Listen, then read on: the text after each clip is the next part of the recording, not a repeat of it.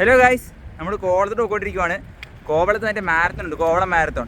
അപ്പം അതിന് വേണ്ടിയിട്ട് കൂടെ സൈക്കിളിൽ പോകാൻ വേണ്ടി സപ്പോർട്ട് ചെയ്യാൻ വേണ്ടിയിട്ട് പോവാണ്. ഇപ്പം സമയം 4 മണി കഴിഞ്ഞു. ഞങ്ങൾ 3:00 അവിടെ നിന്ന് ഇറങ്ങിയതാണ്. 5:30 മുന്നേ അവിടെ എത്തണം, എന്നാലേ കൂടെ പോകാൻ പറ്റത്തുള്ളൂ. അപ്പോൾ നല്ല സ്പീഡിൽ പോയിക്കൊണ്ടിരിക്കുക. അപ്പോൾ എന്തായാലും പോയിട്ട് അവിടെ ചെന്നിട്ട് ഞാൻ കാണിച്ചു തരാം. തലയിലുള്ള ലൈറ്റിന് വെട്ടോ ഇത് കണ്ടോ, നല്ല രസമില്ലേ ഗൈസ്? ഒരു വിമാനം ലാൻഡ് ചെയ്യാൻ വരുന്നുണ്ടോ ഗൈസ്?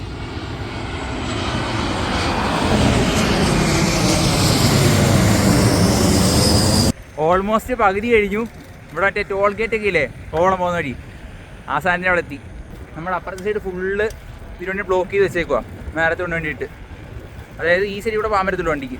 കണ്ടോ, ഇങ്ങോട്ട് വരുന്ന വണ്ടി പോലും ഇതിലേക്കൂടെ വരുന്നത്. നമ്മൾ എത്താറായി ഗൈസ്, കോവളം എത്താറായി.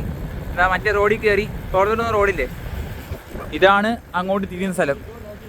നമ്മളങ്ങനെ സ്റ്റാർട്ടിംഗ് പോയിന്റിലെത്തി. ഇതാണ് സ്റ്റാർട്ടിംഗ് പോയിന്റ്. പിന്നെ ഇവിടെ വെയിറ്റ് ചെയ്യാം. നമുക്ക് 5K കൂടെ പോകേണ്ടത്, ഇവന്റ് തുടങ്ങിയിട്ടില്ല. അപ്പോൾ നമുക്ക് ഇവിടെ വെയിറ്റ് ചെയ്യണം. ഇതാണ് ഗൈസ് മെയിൻ സ്റ്റേജ്. ഇതാ മൊത്തം പരിപാടി ഇവിടെ സെറ്റപ്പാണ്. കണ്ടോ, സംഭവം കൊള്ളാം, നല്ല അടിപൊളി സെറ്റപ്പാണ്. അങ്ങനെ ഞാൻ പരിപാടി തുടങ്ങാൻ വേണ്ടി വെയിറ്റ് ചെയ്യുവാണ്. ഇതേ പരിപാടി അവിടെ തുടങ്ങി വരുന്നു. അപ്പോൾ എന്തായാലും ഇവിടെ വെയിറ്റ് ചെയ്യുവാണ് അതുവരെ. ഇതിപ്പോൾ നമ്മളുള്ളത് കോവളം ബീച്ചിലാണ്. ഇതാ കോവളം ബീച്ച്, കോവളം എന്തൊക്കെയോ റിസോർട്ടൊക്കെ സംഭവം. ബീച്ച് കണ്ടോ, എടാ വെള്ളം. പരിപാടി തുടങ്ങാൻ വേണ്ടി വെയിറ്റ് ചെയ്ത് കടലിൽ നോക്കിയിരുന്ന സമയം കൊണ്ട് സൂര്യൻ ഉദിച്ച് പതുക്കെ രാവിലെയായി. ആകാശത്തിന്റെ നിറം മാറി വരുന്ന കാണാൻ നല്ല രസമല്ലേ? ഇവരാ ബോട്ട് വെള്ളത്തിറക്കി മീൻ പിടിക്കാൻ പോകാൻ വേണ്ടിയിട്ട് ഇങ്ങനെ കറക്കി കൊണ്ടുപോകൊണ്ടിരിക്കുക. നേരെ വലിച്ചാൽ വരത്തില്ലെന്ന് തോന്നുന്നു, നല്ല വെയിറ്റ് അല്ലേ? അങ്ങനെ ലാസ്റ്റ് പരിപാടി തുടങ്ങാറായി.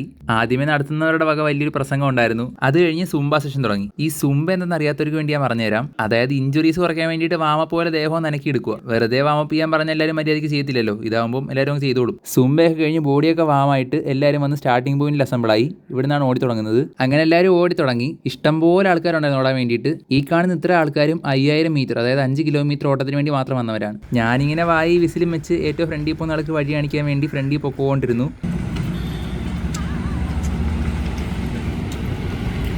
ഈ ഭാഗത്തു നിന്നാണ് വളഞ്ഞിങ്ങനെ തിരിച്ചു പോകേണ്ടത്. അതായത് 2.5 ഇങ്ങോട്ടും 2.5 അങ്ങോട്ടും. ആ തറയിട്ടേക്കുന്ന സാധനം സെൻസറാണ്. അതിങ്ങനെ ക്രോസ് ചെയ്ത് വരുമ്പോഴാണ് ഓടിന്ന് കൂട്ടുന്നത്. ഞാനത് കഴിഞ്ഞ് ഫസ്റ്റ് ഓടിയാളുടെ കൂടെ തിരിച്ചെത്തി ഓരോരുത്തരും ഫിനിഷ് ചെയ്യുന്ന നോക്കി നിന്നു. ഗൈസ്, ഇന്ന് കോളേജിൽ നിന്ന് ഓൾറെഡി ഇങ്ങോട്ട് റൈറ്റ് പ്ലാൻ ചെയ്തിരുന്നതാണ്. അപ്പോൾ അവന്മാരെല്ലാം ഇവിടെ എത്തിയിട്ടുണ്ട്, കോളേജിലെ പിള്ളേർ. നമ്മളിപ്പോൾ നേരെ മറ്റേ പരിപാടി കഴിഞ്ഞ് ഇങ്ങോട്ട് വന്നതാണ്. ഇനി തിരിച്ചു പോകണം, അവിടെ ഫുഡും ടീഷർട്ടും കിട്ടാനുണ്ട്. അപ്പോൾ എന്തായാലും തിരിച്ചു പോകണം.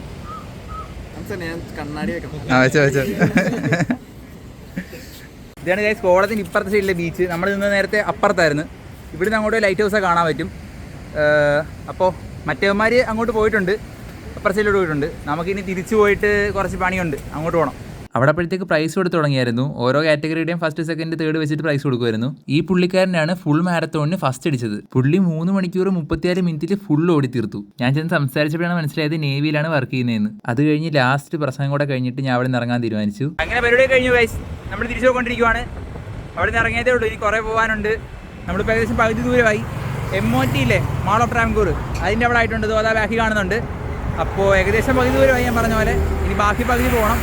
അപ്പോൾ ഇനിയിപ്പോൾ ബാക്കി ഹോസ്റ്റലിലെത്തിയിട്ട് ഞാൻ പറയാം. നമ്മളങ്ങനെ തിരിച്ച് ഹോസ്റ്റലിലെത്തി. സംഭവം ഒരു അടിപൊളി എക്സ്പീരിയൻസ് ആയിരുന്നു. വന്ന് കുളിച്ച് ഫ്രഷായി. അപ്പോൾ എന്തെങ്കിലും വീഡിയോ ഇത്രയേ ഉള്ളൂ. വീഡിയോ ഇഷ്ടപ്പെട്ടെങ്കിൽ ലൈക്ക് ചെയ്യുക. ഇതുപോലത്തെ അടിപൊളി വീഡിയോസിനായി സബ്സ്ക്രൈബ്.